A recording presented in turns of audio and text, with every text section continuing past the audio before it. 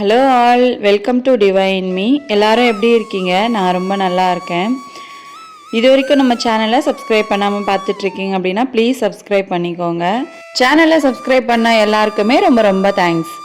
Thursday அப்படின்னாலே நம்ம எல்லார் வீட்லேயும் வந்து பயங்கரமாக பிஸியாக இருக்கும் வேலைகள் எல்லாமே. அதுவும் வந்து இந்த பூஜை பாத்திரம் இதெல்லாமே க்ளீன் பண்ணிவிட்டு மறுநாள் விளக்கேற்றும் போது வெள்ளிக்கிழமை அப்படின்ற ஃபீல் வந்து நமக்கு அப்போ தான் கிடைக்குமே. இல்லைனா வந்து ஒரு நார்மல் சாதாரண ஒரு டேஸாக தான் அதுவுமே போகும். அதனால் வந்து தேர்ஸ்டே அண்ட் ஃப்ரைடே பார்த்திங்கன்னா ரொம்ப ரொம்ப பிஸியாக இருக்கும். ஃப்ரைடே கூட நம்ம விளக்கேற்றி சாமி கும்பிடுறது மட்டும்தான் வேலையாக இருக்கும். ஆனால் தேர்ஸ்டே வந்து ஃபுல்லாக நான் எல்லாமே க்ளீன் பண்ணுவேன். முடிஞ்ச வரைக்கும் என்னெல்லாம் க்ளீன் பண்ண முடியுமோ அந்த லெவலில் வந்து எல்லாத்தையும் க்ளீன் பண்ணி வச்சுருவேன். பூஜை ரூமில் வந்து நாம் இந்த மழை காலத்தில் 1 வீக் விட்டுட்டு 2 வாரத்துக்கு ஒரு தடவை க்ளீன் பண்ணலாம் அப்படின்னு சொல்லி விட்டுட்டோம் அப்படின்னா அந்த மஞ்சள் குங்குமம் இது எல்லாமே வந்து ஒரு மாதிரி ஆகிடும். அதனால் வந்து நம்ம கண்டிப்பாக க்ளீன் பண்ணியே தான் ஆகணும், ஒவ்வொரு வாரமும் தவறாமல். ஒரு வாரம் தவறிச்சு அப்படின்னாலுமே வந்து அந்த மழைக்கு ஒரு மாதிரி ஆகிடும். பூஜை பாத்திரங்களும் சரி, ஃபோட்டோக்களும் சரி, நான் வந்து எல்லாமே டீப்பாக க்ளீன் பண்ணி முடிச்சிட்டேன். இன்றைக்கி ஃபுல் டே ஆச்சு. ஆனால் க்ளீனிங் நடுவில் வந்து கொஞ்சம் வெளியில் போயிட்டேன். ஆனாலுமே வந்து எனக்கு நிறைய டைம் எடுத்தது ஃபுல்லாக க்ளீன் பண்ணுறதுக்கு.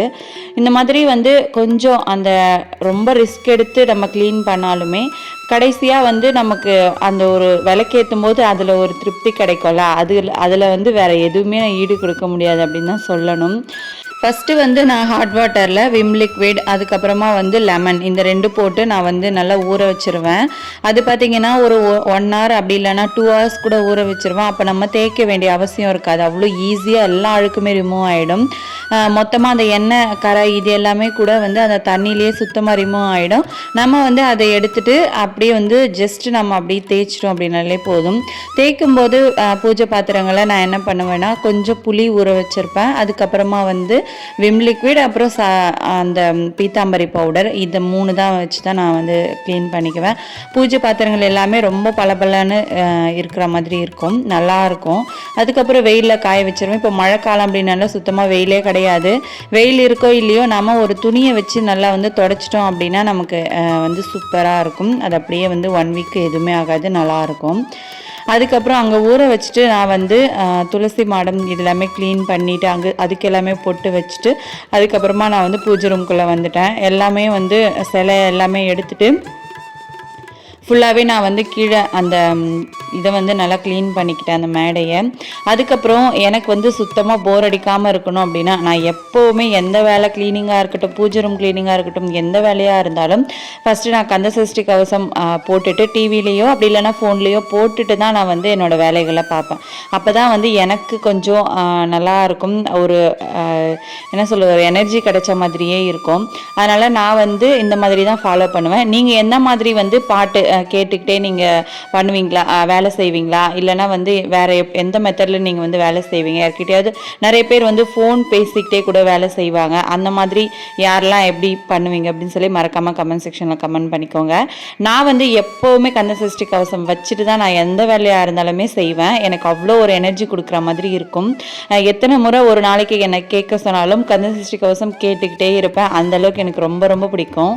சிலைகளை எல்லாமே வந்து நம்ம என்னதான் அபிஷேகம் பண்ணிட்டு நம்ம வச்சுருந்தாலும் வாரத்துக்கு ஒரு முறை சுத்தமான தண்ணியில் ஃபுல்லாக எல்லா சிலையுமே நம்ம வந்து நல்லா வாஷ் பண்ணி க்ளீன் பண்ணிக்கணும்.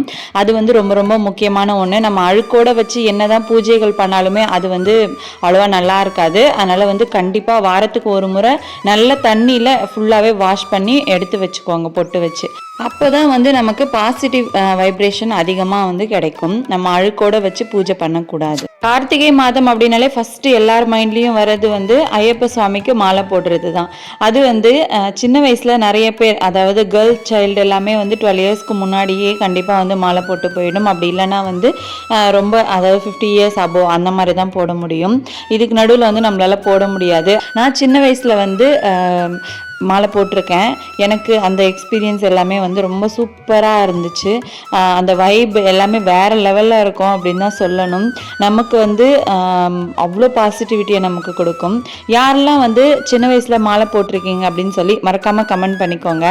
அப்படி எந்த வயசில் நீங்கள் வந்து மாலை போட்டுட்டு போனீங்க ஐயப்ப சுவாமி கோவிலுக்கு அப்படின்னு சொல்லி மறக்காமல் அதையும் ஷேர் பண்ணிக்கோங்க. நான் வந்து 11 இயர்ஸில் மாலை போட்டுட்டு நான் போனேன், அதாவது 6th ஸ்டாண்டர்டில் நான் வந்து போனேன். இங்கேருந்து 41 நாள் விரதம் இருந்துட்டு அப்புறம் வந்து ஐயப்ப சுவாமி கோவிலுக்கு போனதுமே வந்து அவ்வளோ ஒரு வைப் இருக்கும். அதுலேயும் அந்த 18 படி ஏறும்போது ரொம்ப சூப்பராக ஒரு அந்த ஹாப்பி வந்து உள்ளே இருந்து அந்த ஹாப்பினஸ் வரும் அப்படின்னே சொல்லலாம். நான் வந்து அது 11 இயர்ஸ்லேயே ரொம்ப சூப்பராக ஃபீல் பண்ணேன்.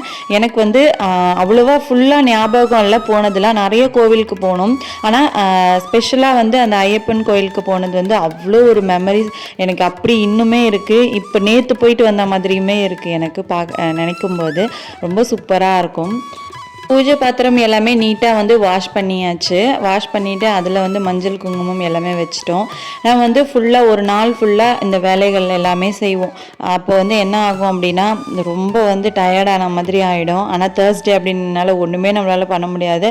அன்றைக்கி நம்ம செஞ்சிட்டோம் அப்படின்னா தான் ஒரு சாட்டிஸ்ஃபேக்ஷன். இல்லைனா வீடு வந்து எனக்கு என்னதான் நீட்டாக இருந்தாலும் அது ஒரு ஏதோ ஒரு வேலை செய்யலையேன்ற மாதிரியே எனக்கு மைண்டில் ஓடிக்கிட்டே இருக்கும்.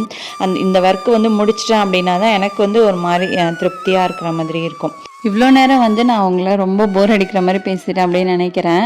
நான் வந்து முக்கியமான ஒரு விஷயம் இதில் ஷேர் பண்ணோம் அப்படின்னு எனக்கு தோணுச்சு. ஃபஸ்ட்டு வந்து நம்ம எவ்வளோ க்ளோஸாக இருந்தாலும் யார்கிட்ட எவ்வளோ தூரம் நம்ம க்ளோஸாக பழகினாலுமே நம்மளோட பர்சனலை வந்து கண்டிப்பாக ஷேர் பண்ணவே கூடாது அப்படின்னு தான் நான் நினைக்கிறேன். ரீசெண்டாக வந்து நான் கொஞ்சம் ஒரு சில விஷயம் வந்து பார்த்ததில் எனக்கு வந்து நான் உங்கள் கூட ஷேர் பண்ணோம் அப்படின்னு எனக்கு தோணுச்சு. ஃபஸ்ட்டு வந்து நம்ம எந்த ஒரு விஷயத்தையும் சொல்கிறதுக்கு முன்னாடி நம்ம அதை எக்ஸ்பீரியன்ஸ் பண்ணியிருந்தால் மட்டுமே வந்து இன்னொருத்தவங்களுக்கு சொல்லும்போது நமக்கு அதில் வந்து நிறைய விஷயங்கள் நம்ம தெரிஞ்சுட்டு சொல்கிற மாதிரி இருக்கும். சும்மா நமக்கு எங்கேயோ கேள்விப்பட்டதெல்லாம் சொன்னோம் அப்படின்னா அது வந்து அவ்வளோ நல்லா இருக்காது. ஃபஸ்ட்டு வந்து நம்ம லைஃப்பில் நடக்கக்கூடிய நல்ல விஷயங்கள் எதுவாக இருந்தாலும் கண்டிப்பாக யார்கிட்டையுமே சொல்லவே சொல்லாதீங்க. நாங்கள் இதை வாங்கியிருக்கோம், நாங்கள் இப்படி இருக்கோம், இவ்வளோ ஹாப்பியாக இருக்கோம். அந்த ஹாப்பியான விஷயத்தை யார்கிட்டையும் ஷேர் பண்ணவே கூடாது. சீரியஸாக சொல்கிறேன். எனக்கு தெரிஞ்சு நான் ரீசெண்ட் டேஸில் அனுபவித்து சொல்கிற ஒரே ஒரு விஷயம், நல்லா இருக்கும் அப்படின்றத யார்கிட்டையும் நீங்கள் ரிஜிஸ்டர் பண்ண வேண்டிய அவசியமே கிடையாது. இன்னொன்று வந்து நீங்கள் டவுனாக இருக்கீங்க, டல்லாக இருக்கீங்க அப்படின்னா அதை வந்து கண்டிப்பாக அதை மட்டும் சொல்லிடாதீங்கன்னு தான் நான் சொல்லுவேன். ஏன்னா வந்து இந்த உலகம் எப்படின்னா நம்ம நல்லா இருந்தோம் அப்படின்னா அவங்களால அதை அக்செப்ட் பண்ணிக்க முடியாது. நம்ம நல்லா இல்லை அப்படின்னா அதை வந்து அவங்க என்ன சொல்லுவாங்கன்னா இவங்க நம்மளை விட கீழே இருக்காங்க, அந்த மாதிரி நம்மளை இன்னுமே டவுன் பண்ண தான் ஸ்டார்ட் பண்ணுவாங்க. அது ரிலேட்டிவ்ஸாக இருக்கட்டும். நமக்கு இப்போ நான் என்ன சொல்கிறேன்னா ஒரு ஆள் இருக்காங்க அப்படின்னா அந்த ஒரு ஆள் மட்டும்தான் அவங்களுக்கு உண்மையாக இருப்பாங்க. சீரியஸாக சொல்கிறேன். ஏன்னா மற்றவங்க நம்ம சுற்றி இருக்கிறவங்க எல்லாருமே வந்து அவங்களுமே ஒரு ஹியூமன் பீயிங் தான், மனுஷங்க தான். எவ்வளோ நல்லவங்களாக இருந்தாலும் ஒரு குறிப்பிட்ட ஒரு இதுக்கு மேலே அவங்களுக்குமே வந்து கோபம் வரும். ஏன்னா நார்மலாக மனுஷங்களுக்கு வர்றது எல்லாமே உணர்வு, என்னையும் சேர்த்து தான் சொல்கிறேன். கோபம் அப்படின்றது எல்லாருக்குமே வரதான் செய்யும். அந்த டைமில் அவங்க சின்னதாக ஒரு வார்த்தை நம்ம சொன்ன விஷயத்த அவங்க சொல்லி காட்டிட்டாங்க அப்படின்னாலே போச்சு, அவ்வளோதான் முடிஞ்சுது. நமக்கு அது எவ்வளோ ஹர்ட் ஆகும் அப்படின்னா அவ்வளோ ஹர்ட் ஆகிடும். அதனால் நம்ம பெட்டர் முன்னாடியே வந்து எல்லா விஷயத்தையுமே ஷேர் பண்ணுறத கண்டிப்பாக நம்ம நிறுத்திக்கணும். ஷேர் பண்ணாமல் இருந்தோம் அப்படின்னா நமக்கு வந்து ரொம்ப ஸ்ட்ரெஸ் ஆகுமே அப்படிலாம் நம்ம ஃபீல் பண்ணவே கூடாது. ரொம்ப ஸ்ட்ரெஸ் ஆகுற மாதிரி இருந்துச்சு அப்படின்னா ஒரு கோவிலுக்கு போங்க. அங்கே போயிட்டு நீங்கள் வந்து அங்கே உட்காந்து நீங்கள் மனசில் இருக்கிறது எல்லாத்தையுமே ஷேர் பண்ணுங்கள். கடவுள் மட்டும்தான் நம்மக்கிட்ட இருக்கிற ப்ளஸ் மைனஸ் எல்லாத்தையுமே அவர் மட்டும்தான் நமக்கு தீப்பார் கேட்பார். எல்லாமே அவர் தான். அந்த ஒரே ஒரு வழி வந்து நமக்கு கடவுள் மட்டும்தான். கோவிலுக்கும் போக முடியலையா, பூஜை ரூமில் உட்காருங்க. பூஜை ரூமில் உட்காந்து நீங்கள் வந்து மெடிடேஷன் பண்ணுறது, கடவுள்கிட்ட மனசு விட்டு நீங்கள் பேசலாம், எல்லா விஷயத்தையும் சொல்லலாம். எனக்கு தெரிஞ்ச ஒரே வழி இது மட்டும்தான் அப்படின்னு தான் நான் சொல்லுவேன். இதில் நான் சொல்ல வர்றது என்னன்னா, யார்கிட்டையுமே எதுவுமே பேசக்கூடாது அப்படிலாம் கிடையாது. நீங்கள் வந்து பேசலாம், ஜாலியாக இருக்கலாம், எப்படி வேணால் இருக்கலாம். பட் வந்து ஒரு லிமிட்டுக்கு மேலே எந்த விஷயத்தையும் ஷேர் பண்ணாதீங்க அப்படின்னு தான் சொல்கிறேன். எல்லாத்தையும் வந்து ரொம்ப டீப்பாக நமக்கு மனசில் வந்து எந்த விஷயமே இல்லை, எல்லாத்தையும் அப்பட ஒருத்தவங்க கொட்டிட்டோம் அப்படின்ற மாதிரி வேண்டாம், அந்த மாதிரி சொல்கிறேன். ஏன்னா ஒரு லிமிட்டுக்கு மேலே நம்ம எதையுமே சொல்லக்கூடாது. அதுதான் உண்மையான ஒரு விஷயம். அது யாராக வேணால் இருக்கட்டுமே. இப்போ நான் எக்ஸாம்பிள் சொல்கிறேன் பாருங்கள். அதாவது உங்களை தவிர உங்களோட பர்சனலை வேறு யாருக்கிட்டையுமே சொல்லாதீங்க, அவ்வளோதான் நான் சொல்லுவேன். நான் ஏன் இப்படி சொல்கிறேன் அப்படின்னா, எனக்கு வந்து 2, 3 விஷயங்கள் ரொம்பவே ஹர்ட் ஆச்சு. அதனால தான் நான் வந்து இந்த விஷயத்த ஷேர் பண்ணணும் அப்படின்னு இப்போ வந்து சடனாக ஷேர் பண்ணேன். பட் வந்து இந்த வேர்ல்டில் பார்த்தீங்க அப்படின்னா 2 டைப்பாக இருப்பாங்க. ஒருத்தவங்க வந்து எல்லா விஷயத்தையும் சொல்லுவாங்க. ஒரு சிலவங்க எந்த விஷயத்தையுமே சொல்ல மாட்டாங்க. இந்த 2 டைப்பில் பார்த்தீங்க அப்படின்னா, எதுவுமே யார்கிட்டயுமே பேசாமல் இருக்கிறதும் தப்பு, எல்லார்கிட்டயும் எல்லாத்தையும் சொல்கிறதும் தப்பு. அதனால் வந்து எல்லாத்துக்குமே ஒரு லிமிட் அப்படின்னு ஒன்று இருக்குல்ல, அந்த லிமிட்டை வச்சு தான் நம்ம என்ன பண்ணணும்னா, நம்ம வந்து லைஃப் அப்படி கொண்டு போகணும். என்னென்ன நம்ம பேசணுமோ, யார் யார்கிட்ட என்னென்ன பேசணுமோ அந்த லிமிட்டில் எல்லாருக்கிட்டையும் இருக்கிறதுன்றது ரொம்ப பெட்டர். ஒரு சில லிமிட்டுக்கு மேலே நம்ம வந்து அவங்கக்கிட்ட பழகுறோம், எல்லாமே சொல்கிறோம் அப்படின்னா அதை அவங்க அட்வான்டேஜாக எடுத்துக்கிட்டு நம்மளை வந்து கஷ்டப்படுத்துகிறாங்க, எல்லாமே பண்ணுறாங்க. எனக்கு அது வந்து ரொம்ப ரொம்ப ஹர்ட் ஆச்சு. அதுக்காக தான் நான் வந்து இந்த வீடியோவை ஷேர் பண்ணுறேனே முக்கியமாக. என்ன மாதிரி யாராவது வந்து இந்த மாதிரி நீங்கள் கஷ்டப்பட்டிருக்கீங்களா, ஹர்ட் ஆகிருக்கீங்களா அப்படின்னு சொல்லி கண்டிப்பாக வந்து கமெண்ட் செக்ஷனில் கமெண்ட் பண்ணிக்கோங்க. கண்டிப்பாக வந்து இருப்பீங்க, இல்லாமலாம் இருக்காது. எல்லாரோட லைஃப்லேயுமே ப்ளஸ் இருக்குது, மைனஸ் இருக்குது, எல்லாமே இருக்குது. அந்த மாதிரி தான். அதை வந்து நம்ம அதையே யோசிச்சுட்டுலாம் உட்காந்துருக்க முடியாது. அப்படியே வந்து விட்டு தள்ளிட்டு ஒரு பக்கம் நீ பாட்டுக்கு ஒரு பக்கம் இரு, நான் பாட்டுக்கு ஒரு பக்கம் இருக்கேன் அப்படின்னு சொல்லிட்டு நான் வந்து அப்படியே உட்காந்துருக்க முடியாதுல்ல. எனக்கு 2 பசங்க இருக்காங்க, அவங்களையும் நான் பார்க்கணும்.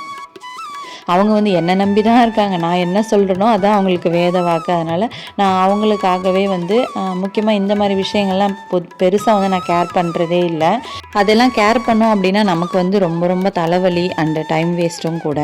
அதனால் வந்து இந்த விஷயம் உங்க கூட ஷேர் பண்ணியிருக்கேன் நான். இது வந்து உங்களுக்கு உங்களோட மனசில் உங்களோட மைண்டுக்கு எப்படிலாம் தோணுது, என்ன மாதிரி நான் சொன்னது கரெக்டாக இல்லையா அப்படின்றத வந்து அதை நீங்களே டிசைட் பண்ணிக்கோங்க. நான் வந்து எல்லா வேலையுமே வந்து முடிச்சிட்டேன். வியாழக்கிழமை அப்படியே அப்பாடா இன்றைக்கி முடிஞ்சதுடா க்ளீனிங் அப்படின்ற மாதிரி எல்லாமே காலையிலேருந்து ஃபுல் அண்ட் ஃபுல் ஒர்க்கு தான், ஃபுல்லாகவே கம்ப்ளீட் பண்ணியாச்சு. கடைசியாக வந்து டின்னர்லாம் முடிச்சுட்டு பாத்திரம் தேய்ச்சிட்டு அடுப்புக்குமே வந்து நல்லா கோலம் போட்டு முடிச்சாச்சு. இதுக்கப்புறமா வந்து காலையில் எழுந்தோம் அப்படின்னா குளிச்சுட்டு டைரெக்டாக வந்து பூஜை பண்ணுறதுக்கு கரெக்டாக இருக்கும். ஏன்னா பிரம்ம முகூர்த்தத்தில் எழுந்து பண்ணும்போது நமக்கு வந்து அந்த தூக்க கலக்கத்தில் தான் ஆல்ரெடி எந்திரிப்போம். அந்த டைமில் வந்து ரொம்ப டயர்டாகும். எந்த ஒர்க்கு வச்சுக்கிட்டோம் அப்படின்னாலுமே முழுசாக வந்து எல்லா வேலையும் கம்ப்ளீட் பண்ணிட்டோம் அப்படின்னா ஒரு திருப்தியாக மனநிறைவோடு வந்து நல்லா தூக்கம் வரும் அப்படின்னே சொல்லலாம். நல்லா அலாரம் வச்சுட்டு நான் வந்து நல்லா தூங்கிட்டேன். காலையிலேயும் எழுந்து ஃப்ரைடே வந்து ஃபுல் அண்ட் ஃபுல் எல்லாமே வந்து பூஜையை காலையிலேயே முடிச்சிட்டேன். வீடியோ பிடிச்சிருந்தா கண்டிப்பாக லைக் பண்ணிக்கோங்க. உங்களோட கமெண்ட்ஸையும் கீழே வந்து ஷேர் பண்ணிக்கோங்க. நெக்ஸ்ட் வீடியோவில் பார்க்கலாம். தேங்க்யூ.